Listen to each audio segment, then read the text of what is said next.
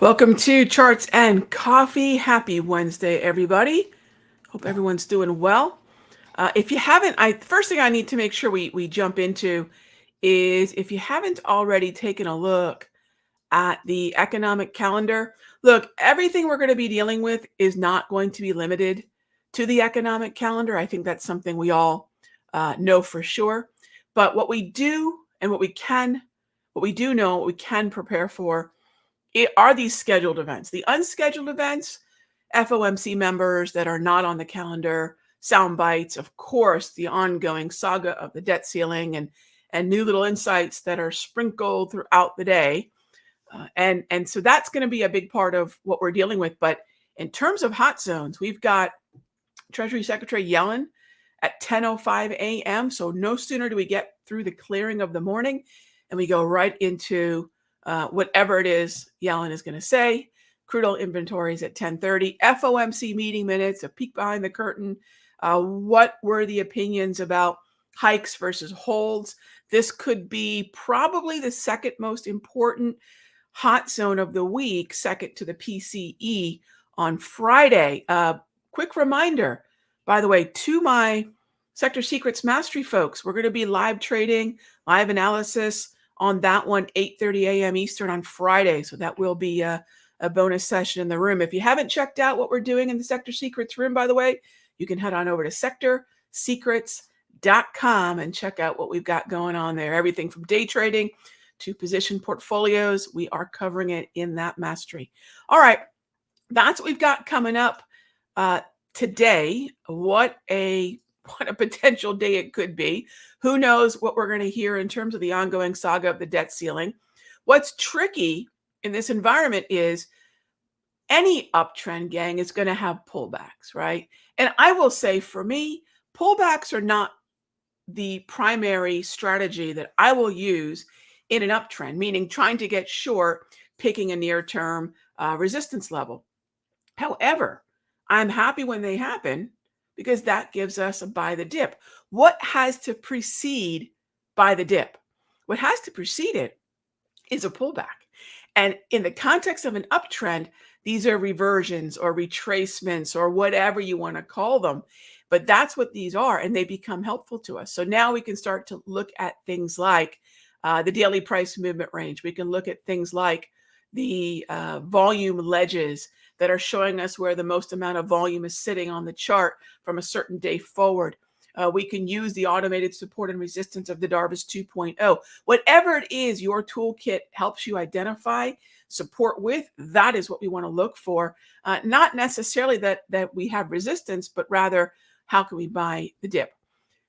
Two things to keep in mind. Bad news about the debt ceiling is going to obviously send stocks lower, yields higher. Good news, some sort of cooperation, some sort of light at the end of the tunnel is going to send the equity markets ripping higher. At some point, are we going to rip higher once this debt ceiling narrative, this saga, this spectacle is through with? Very likely. We've been through this 78 times before. Let me tell you how the other 78 times ended. Punchline, we raised the debt ceiling. So that's where we are. The other thing to think about is in the interim, how do we stay nimble? And that's where it's less about the daily time frame, possibly punching up to higher highs, breaking 14,000, which I believe is fairly inevitable based on the structure of the stocks and the sectors within the NAS. But we can shorten the time frame on a 1 hour or 5 minute and just be more nimble. And if you want an example of what I'm talking about, I'm not talking theory, gang.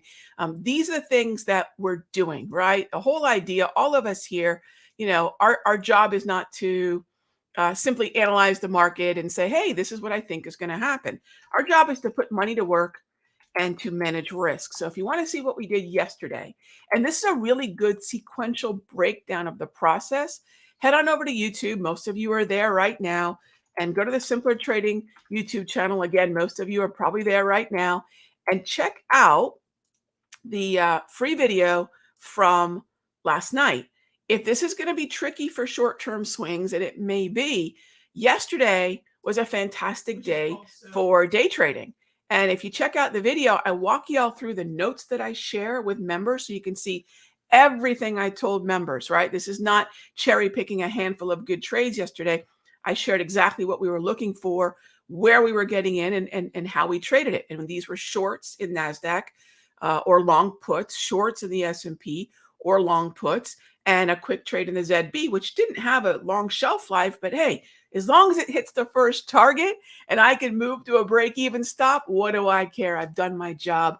I protected the downside, and I've paid myself. So if you want to take a look at the anatomy of profitable day trades, the process that I use every single morning, check that video out. I went into a lot of detail about what was a terrific day trading day yesterday.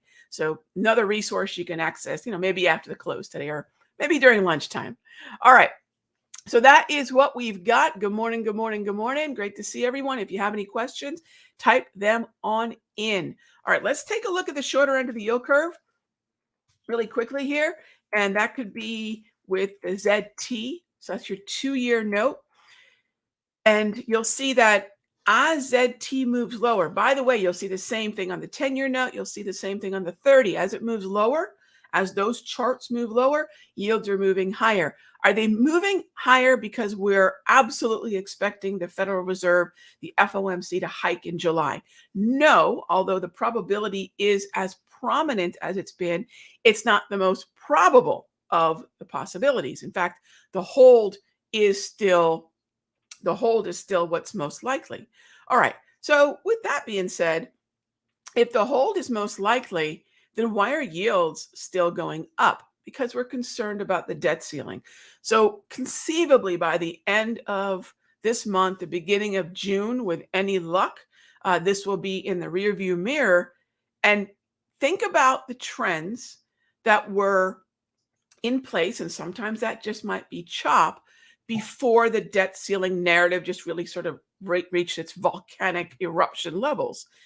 We were choppy in most of the treasuries. We were choppy. We were just waiting for clarity from the Fed. So once this debt ceiling narrative is out of the way, now we can go back to what is Jerome Powell and company going to do, mostly in July, right? What are they going to do in July? I don't believe Powell's going to, on the heels of this debt crisis, going to hike in June. In fact, it doesn't matter what I believe, right? It doesn't matter what my gut says or what my head thinks. It only matters what my eyes see. We trade what we think.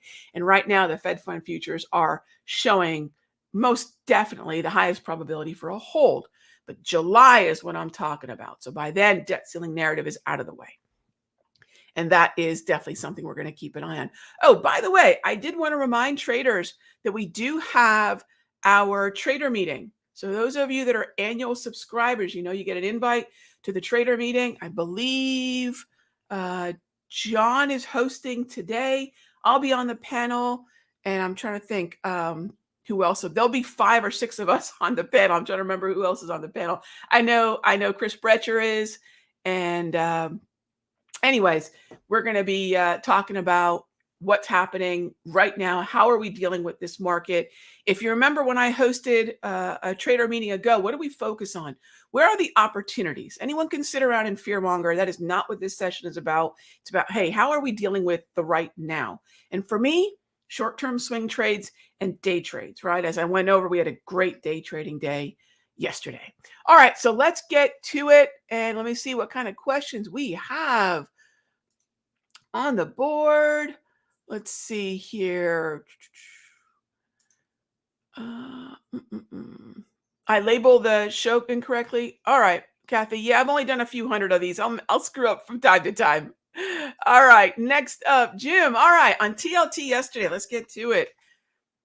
There was a short trade down in the morning, but then a rally in the afternoon. Would I've considered that at all? Oh, okay, great question. So let's do this. I'm going to bring up the layout that I use with you all in the futures room and in the mastery. By the way, Futures folks, I will be seeing you today in the room. Mastery folks, we have our typical doubleheader Wednesday. So I will be in both rooms this morning. Don't know who I'm covering for, but somebody's out.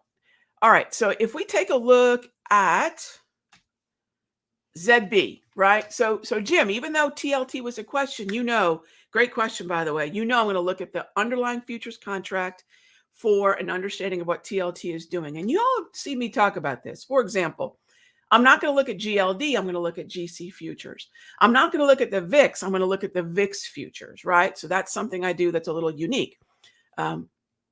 If we take a look at the futures, we're seeing that more complete 24-hour type view of opinion across the financial markets of the globe, right? Not just what's happening in the US and pre-market US, right? So more complete, not right or wrong, just more complete. By the way, if you're a fan of using different indicators, indicators work better on markets that have that continual flow versus the very long closed sessions, say the equities do, right?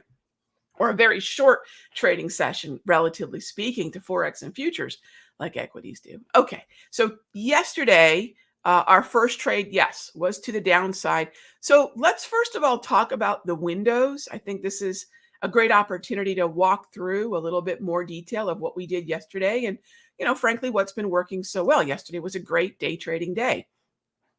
So maybe if it wasn't, ask yourself, maybe can I incorporate some of these ideas that we'll talk about right now? First of all, think about the pre-market 7 to say 9:30 as its own psychology. Then we open up the next window, 9:30 to about 10:35, maybe 11:30, right? But lately I've been pencils down after an hour, which has been working great. All three of those wins basically came the first target before 10:35, which is exactly the way we like it. The initial trade on ZB was this move lower, right? And then around noon Eastern, you can see we hit oversold on the slow stochastic in a neutral environment. We ran into that bundle of VWAPs, which in and of itself is volume-based support, and then we started to move higher. Okay. When I come back, the when matters here. So Jim, if I was looking in the afternoon, let's talk about what the afternoon would be, starting at 1:35. So I would not even look at a day trade until 1:35. Let's see what we have at 1:35.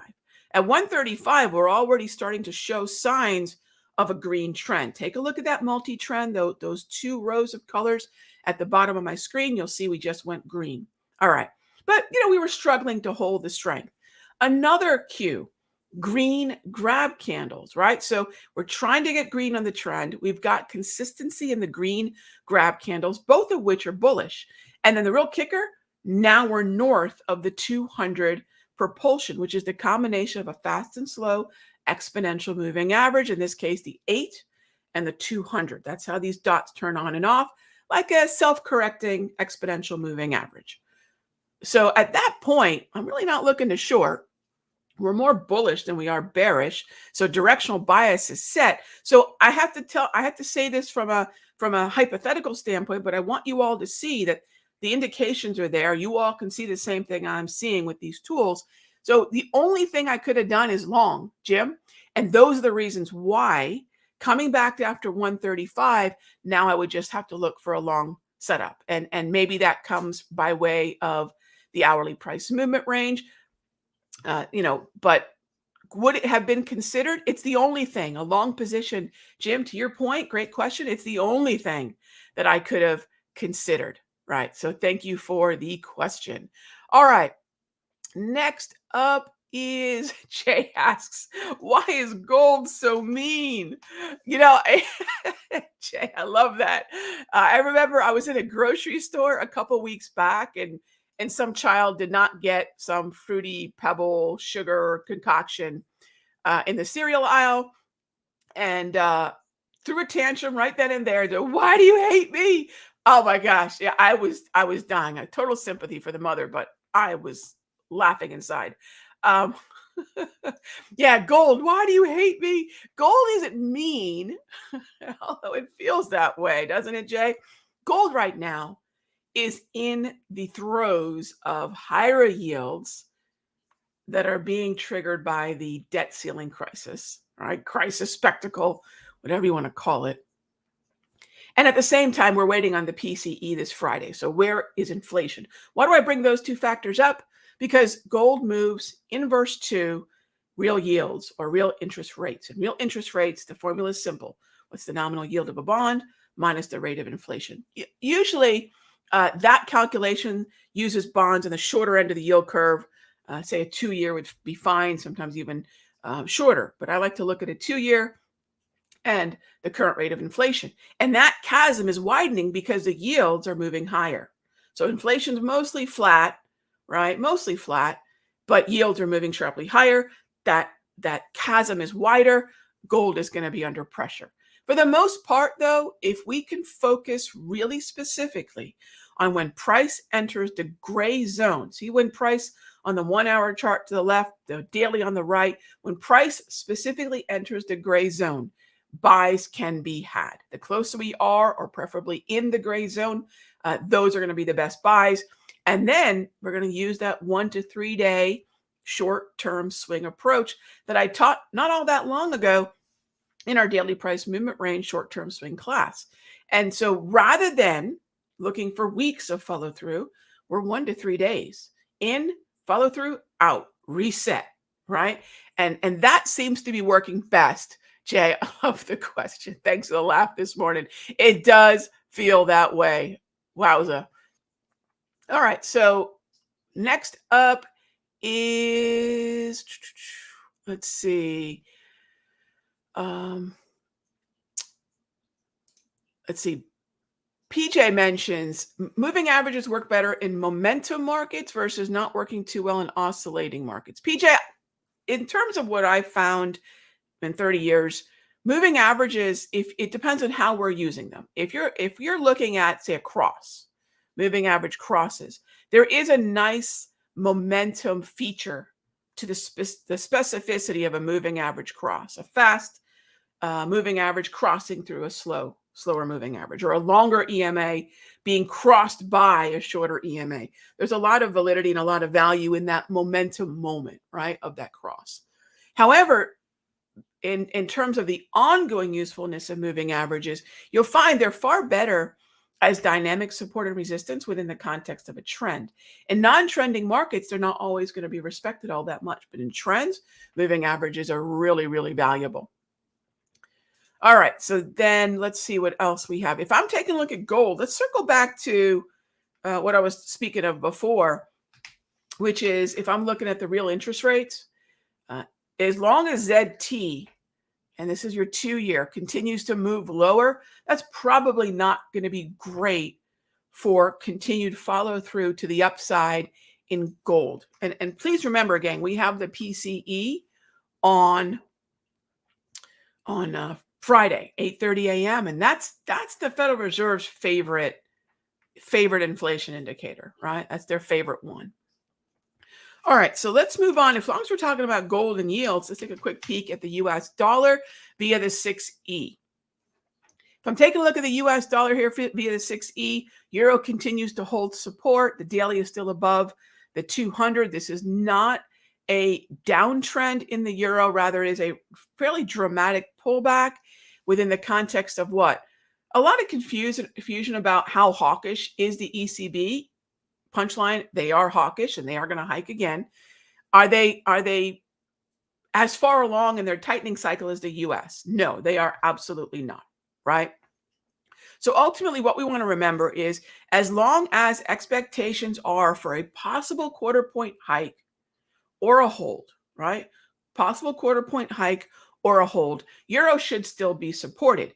If we're going to continue to see more hikes from the European Central Bank, that's going to strengthen the euro. That's how that works. Bullish currencies usually have a hawkish central bank in that tightening cycle. And again, the US is on the tail end. Again, whether or not we get one more hike or not, we'll see what happens. We're going to continue to watch the Fed fund futures. But ultimately, what we want to remember is that the European Central Bank is still behind the US in terms of their tightening cycle, and this should keep the euro supported. So yes, I am looking for a long position on the euro, which is to say I'm looking for a short on the US dollar. All right, gang, as always, thanks so much for joining me for Charts and Coffee. We're here every Monday through Friday, and I'll see you tomorrow. Same time, same station. All right, gang, be good to each other. Till then.